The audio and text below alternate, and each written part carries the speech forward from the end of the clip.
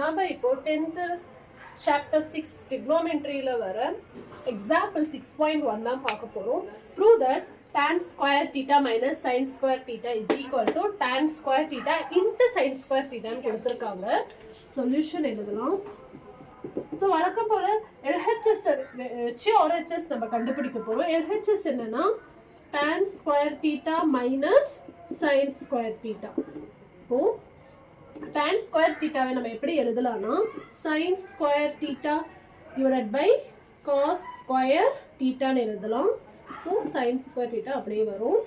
Next வந்து sin square theta வை நம்ம காமனா வெளியில எடுத்துடலாம். எடுக்கும்போது 1 divided by cos square theta minus 1. Okay.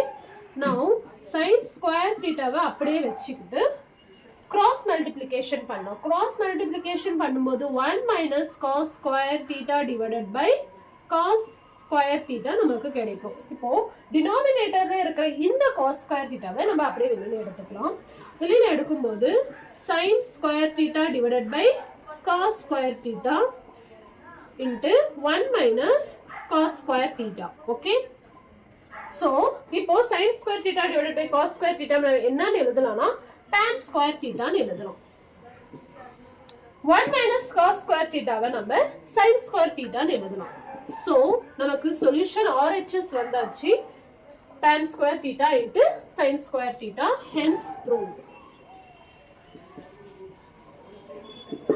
Thank you.